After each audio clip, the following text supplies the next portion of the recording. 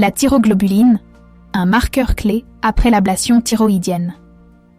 Si vous ou un proche avez subi une ablation de la glande thyroïde, vous vous demandez certainement ce qu'il en est des taux de thyroglobuline.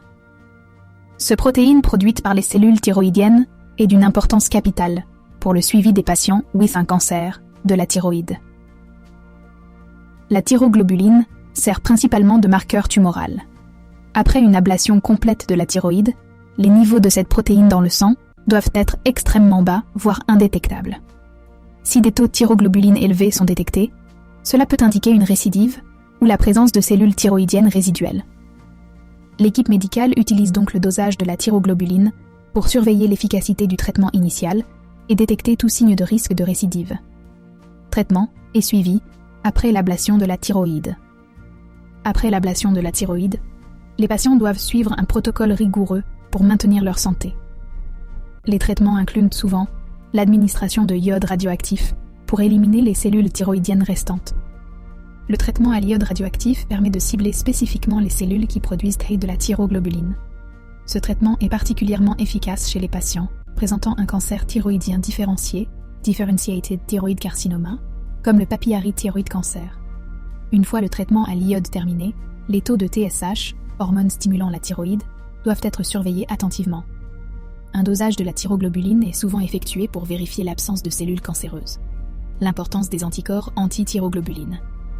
Lors des contrôles post-ablation, il est crucial de prendre en compte les anticorps anti-thyroglobuline. Ces anticorps peuvent interférer avec les résultats des tests de thyroglobuline, rendant les taux de thyroglobuline artificiellement bas ou élevés.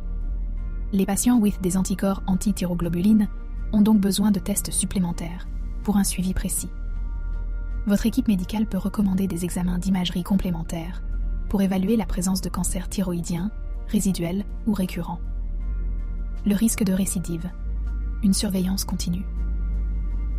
Même après une ablation et des traitements, le risque de récidive du cancer de la thyroïde demeure. Les patients doivent rester vigilants et effectuer des contrôles réguliers. Les taux de thyroglobuline doivent être mesurés périodiquement. Si les taux commencent à augmenter, cela peut indiquer une récidive, nécessitant une intervention rapide. Les patients avec un faible risque de récidive peuvent espacer leur contrôle, mais ceux avec un risque plus élevé doivent être suivis de plus près.